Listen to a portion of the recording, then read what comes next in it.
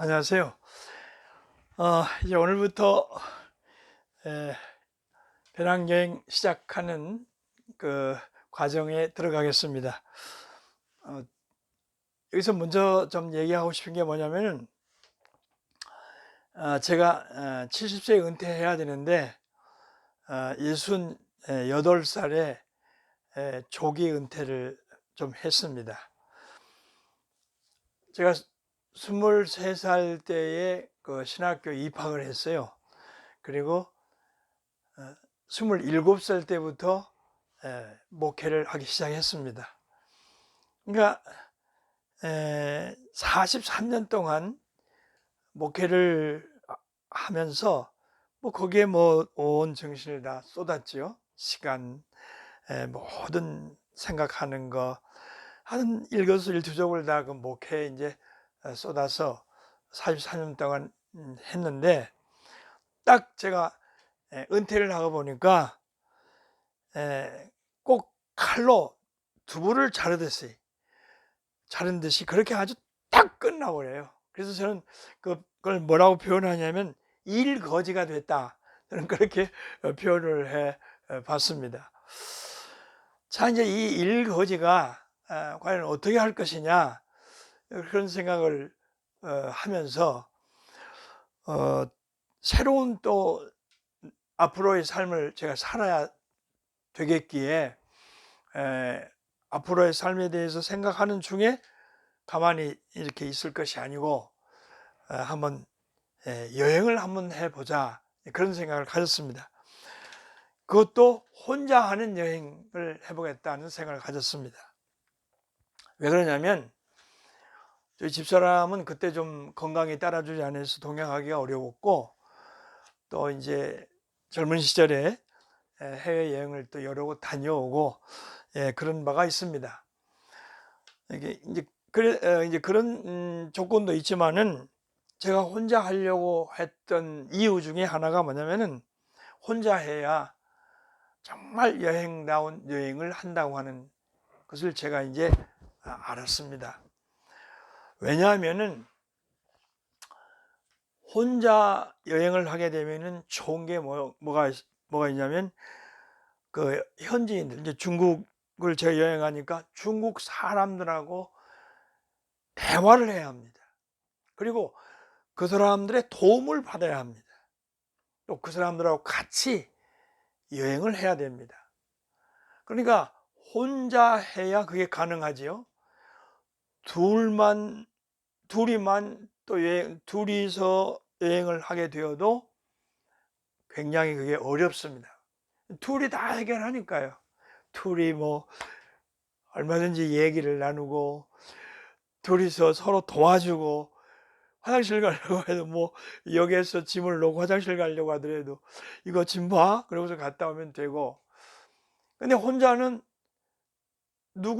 그 중국 사람 누군가에게 부탁을 해야 되기 때문에, 그만큼 이야기할 시간이 많고, 이야기할 시간만 많을 뿐만 아니라 그 한마디를 한다 하더라도 그 사람들하고 얼굴 표정에서, 말 한마디에서, 그 뭐 모든 움직이는 것도, 식사를 같이 하는 것, 이 모든 것이 다 그 사람들하고의 교제가 되는 것이고, 그 외국 사람들하고 이렇게 함께 그 여행을 하는 중에 느끼는 것, 이런 것이 아주 중요하기 때문에 저는 혼자서 그렇게 하기로 그렇게 마음을 먹었습니다.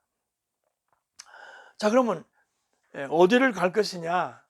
물론 외국은 이제 다른 나라들은 또 전에 많이 다녀오고, 그래서 시간, 경제적인 문제 뭐 이런 걸로 다시 또 혼자서 배낭여행하기는 어렵고, 중국이 가까이 있고, 또 제가 중국을 좋아하게 되어서 이제 중국을 자주 왔다 갔다 했었죠. 그러니까 중국을 하면 혼자서 배낭여행을 해보겠다. 근데 이제 전에 여러 가지 일들로 다녀온 곳들은 이제 다 이렇게 차후로 미루고, 가보지 아니한 그런 곳들을 한번 다녀보자, 그런 생각을 가졌어요. 그럼 이제 어디를 첫 번에 이제 갈 거냐. 근데 저는 그냥 진짜 막연하게 그냥 이 마음속에서 그냥 이렇게 신호가 오는 대로 저는 에, 가기로 했습니다. 그리고 그 이후에 모든 여행도 그때그때 가고 싶은 곳을 제가 그냥 무작정 떠났던 것입니다. 그래서 첫 번에 가고 싶었던 건 뭐냐면은 그 넓은 그 몽고 쪽의 그 초원을 보고 싶었어요. 거기 가서 살아보면 더 좋겠습니다만은 그럴 만한 시간이 또 허락되지 않고 그러니까 여건이 안 되니까 그냥 가서 1시간이라도 좋고 2시간이라도 좋고 넓은 초원을 한번 봤으면 좋겠다. 그리고 그 초원을 한번 달렸으면 좋겠다. 그런 생각을 가졌어요. 아마도 43년 동안 그 해야 할 그 여러 가지 일에 온갖 그 노력을 다 기울이고 거기에 마음을 쏟아서 일했기 때문에 그런 걸 벗어나서 아마 한번 그 넓은 그런 초원 대지를 제가 가고 싶었었던 것 같아요. 사실 저는 그 전에 바다는 뭐 제가 늘 익숙하게 이렇게 만나고 또 바다의 생활도 했습니다. 고등학교를 졸업하고 그때는 그 독립수산주식회사라는 굉장히 큰 회사가 있었는데 그 회사에 배를 탔어요, 1년 동안. 근데 그 배는 고기를 잡는 배가 아니고 그 바다에서 고기를 잡은 그 배에 가서 그 고기를 사다가 이제 와서 사가지고 와서 그 냉동실에 냉동해 가지고 일본 쪽으로 수출하는 그런 그 배였습니다. 그래서 저는 그때 그 배를 한 1년 동안 타면서 저 연평도 또 백령도 이제 그쪽까지 갔지요. 서해 저 북쪽 끝까지 가서 백령도도 이렇게 내려서 좀 돌아볼 수 있었고 연평도도 가서 좀 구경할 수 있었고 그랬습니다. 그리고는 이제 저 아래는 여수, 그다음에 더 내려가면 청산도, 거기까지 이제 오고 가면서 바다는 제가 많이 경험을 한 바 있습니다. 그래서 이제 그 초원을 가고 싶었습니다. 근데 그 초원이 이제 물론 내몽고 그 초원이 이제 굉장히 넓지 않습니까? 근데 어떤 분이 정보를 저에게 줘요. 뭐냐면 만조리로 가면은 거기 이제 초원이 있다. 그러니 만조리가 중국의 저 북단인데 하얼빈, 한라얼 그리고 또 북쪽으로 더 가야만 나오는 곳이 그 만조리인데 그 만조리는 러시아하고 국경 지역입니다. 그래서 이제 그쪽으로 가면 초원을 볼 수 있다고 해서 일단 그리로 정했습니다. 그럼 며칠간 할 것이냐? 저는 그때 뭐 잘 모르니까 중국의 그 지인들이 많이 있었는데 그 중에 한 분한테 제가 부탁을 했습니다. 나 만조를 가고 싶다. 그러니까 한번 그 여행사하고 서로 의논 좀 해 달라 그랬습니다. 그랬더니 다 준비가 됐다고 오라고 그래요. 그래서 6월 그 은퇴하던 2010년도 그 해에 6월 28일 날 제가 이제 연길로 갔습니다. 근데 이건 잠깐 곁길로 나가는 얘기입니다만은 그때 그 칼길을 제가 마일리지로 공짜로 한번 타봤습니다. 왕복을 타봤는데 참 공짜로 그 비행기를 탄다고 하는 것도 참 재미있고 즐겁더라고요. 그건 곁길로 간 얘기입니다만은 그래서 이제 연길로 가서 이틀 동안 여러 준비를 하고 30일 날 이제 그 교민 여성분이 그 여행사를 하고 있더라고요. 그래서 그곳에 가서 이제 그 일정표하고 그리고 기차표를 이제 받았습니다. 그리고 30일 날 저녁 8시 반 열차를 연길서 탔습니다. 근데 그 열차는 보통 열차인데 그 침대 칸이 있는 열차입니다. 중국의 그 보통 열차는 어느 열차든지 다 침대 칸이 있습니다. 6인실이 있고 4인실이 있습니다. 그래서 4인실은 이렇게 문이 있어서 들어가면 하나의 방이 되는 것이고, 저쪽 편으로 1, 2층, 이쪽 편으로 1, 2층 그렇게 되어 있고, 6인실은 저쪽 편으로 3층, 이쪽으로 1, 2, 3층 침대가 그렇게 놓여 있습니다. 근데 6인실은 문이 없어요. 그래서 지나간 사람들이 다 그냥 거기 자고 있는 사람들을 다 이게 봅니다. 그리고 이제 나중에 알았습니다만은 그 일반실은 그 침대는 없고 이제 의자인데, 그냥 의자에 앉아서 뭐 10시간, 15시간, 16시간 그냥 가야 되는 그런 열차입니다. 그래서 저는 이제 4인실 표를 이제 주더라고요. 그래서 그 4인실에 갔는데, 네, 아래층은 이쪽 저쪽 1층, 이쪽 1층이고, 위에는 또 2층 이렇게 저쪽 편 하나 이쪽에 있는데, 저는 2층이더라고요. 그 2층에 짐을 내려놓고, 그래서는 그 안에 그 이쪽은 청년이 있고, 그 건너편에 50대쯤 되어 보이는 그 부부가 앉아 있는데, 그분들이 와서 얘기 좀 하자고 그래요. 그래서 이제 내려갔습니다. 아직 초저녁이기 때문에 가서 이제 얘기를 하는데, 제가 이제 조금 배운 그런 한마디를 써먹었지요. 어서 한과는 나는 한국 사람입니다. 그렇게 얘기했더니 반갑다고 인사를 하고 이제 그랬어요. 근데 한 조금 있다가 이 아저씨가 에, 나가더라고요. 나가서 왜 나가나 모르죠. 그런데 한 5분쯤 후에 어떤 청년을 데리고 들어와요. 그러더니 이제 이 청년은 이제 반갑게 우리 한국어로 인사를 해요. 보니까 이제 우리 교민 청년이더라고요.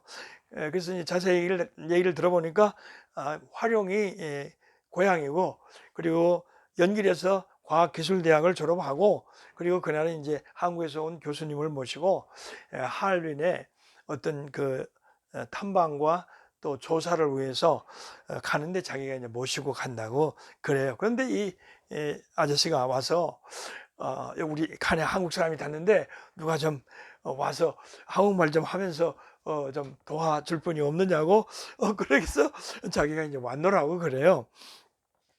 그래서 이제 그 청년하고 잠깐 얘기를 나눴습니다. 나는 이런 여행이 이렇게 만조리까지 가는 여행이고, 오늘 저녁은 이제 열차가 이제 내일 아침 도착하는 그때까지 이제 하얼빈에 가고, 그래서 하얼빈에서 내려서 하루 있다가 이제 또 다시 여행을 할 거다. 그러니까 이제 좀 내가 내릴 때 아무래도 이 안내하는 그 소리가 잘 귀에 안 들어 올 터이니 좀 그 내리는 것만 정확하게 좀 이렇게 도와줬으면 좋겠다. 그랬더니 자기도 하얼빈에서 내리니까 걱정하지 말고 이렇게 편안히 쉬고 있으면 제가 데리러 온다고 그런 얘기를 하더라고요. 근데 제가 이제 그날은 첫 번 여행이기 때문에 그런 걱정을 했습니다만은, 제가 여행을 이제 계속 하다 보니까 그게 다 몰라서 하는 걱정이더라고요. 전혀 그럴 필요가 없더라고요. 왜냐하면 침대 칸은 그 여성분이 그 열차에서 근무하는 여성분이 와서 그 표를 받아 가더라고요. 자기가 해수에 가더라고요. 표를 가지고 가서 그걸 가지고 있다가 이제 그 손님들이 내려야 할 그 역이 한 정거장 남아 있을 때 와 가지고 그분들에게 다 표를 다시 주고, 그리고 조금 있으면 이제 도착합니다. 그렇게 다 안내해 주는 시스템이더라고요. 나중에 제가 열차를 많이 타 보니까, 그러니까 그분이 와서 다 이제 그 표도 주면서 이제 내릴 역을 다 이제 일러주는 거죠. 근데 저는 그날은 이제 몰랐기 때문에 이제 그런 그 부탁을 좀 단단히 했었죠. 그리고는 이제 그 교민 청년은 이제 갔습니다. 조금 있느라니까 또 어디론가 이 아저씨가 이제 또 어디로 전화를 해요, 남성분이. 그래서 바꿔줘요, 저를. 그래서 전화를 받으니까 저쪽 편에서 어떤 아주머니가 얘기를 하는데, 이제 우리 또 그분이 교민이더라고요. 그때는 이제 그냥 조선족이라고 그렇게 얘기를 했었죠. 예, 그분이 이제 전화를 하더라고요. 근데 무슨 일이냐고 그러니까 그 자기에게 전화한 그 아저씨가 우리 칸에 지금 한국 사람이 탔는데 그래도 뭔가 도와줄 일이 혹시 있을지 모르겠다. 그래서 당신이 좀 이 사람하고 얘기를 해서 뭔가 좀 물어보고 그래가지고 뭐 또 더 좀 그 청년이 다녀갔지만 도와줄 일 있으면 당신이 좀 구체적으로 도와줘라 그런 뜻이라고 그래요. 아, 너무너무 고맙잖아요. 감사하잖아요. 그래서 참 감사하다고 하면서 그러나 제가 지금 그 청년하고 만나서 얘기를 나눴고 또 이제 뭐 내리고 하는 거 다 이제 안내를 받기로 했습니다. 그러니까 뭐 특별히 더 제가 도움을 받을 일은 없을 것 같네요. 그러나 그분에게 꼭 좀 아주 감사하다고 그 인사를 좀 꼭 전해달라고 제가 그랬죠. 그랬더니 전화기를 건네 주면서 아마 얘기를 나눴었던 것 같아요. 자, 그런데 제가 이제 그 첫 번 여행의 첫날인데 여기에서 제가 하나 크게 느낀 것이 있습니다. 뭐냐면은 떠나기 전에 어떤 분이 그 책에서 혼자만의 배낭 여행은 낯선 사람을 만나는 거다. 그리고 그 낯선 사람들과 얘기를 나누고 그 낯선 사람들과 사귀는 것이 혼자만의 배여행의 그 진가가 바로 거기에 있다. 그런 글을 제가 읽었거든요. 그런데 어쩌면 이렇게 첫날에 그 말과 똑같은 그런 경험을 제가 하게 되느냐고요. 아, 정말 이 여행은 이런 데 매력이 있고 이런 그 여행이 바로 여행의 진가가 아닌가 저는 첫 시간부터 그렇게 느꼈습니다.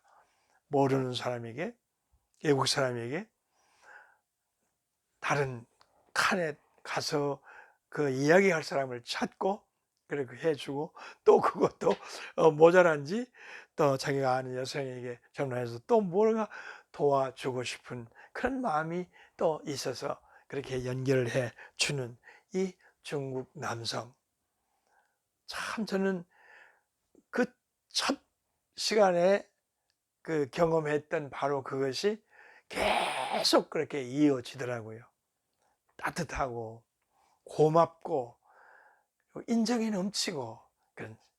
한국에 있을 때는 뭐 다 아는 사람들끼리만 대화를 나누고 아는 사람들과만 가까이 지내고 우리는 늘 그럴 수밖에 없었는데 이렇게 따뜻한 그런 사람을 만나서 그 여행의 그 따뜻함을 가슴속에 간직할 수 있게 된 바로 그것이 너무도 저는 좋았습니다. 그래서 내가 혼자 떠난 이 배낭여행이 정말로 좋은 여행이 될 것 같다. 그런 생각을 갖고 이제 침대에 올라가서 밤새도록 편안하게 잠을 잘 수가 있었습니다.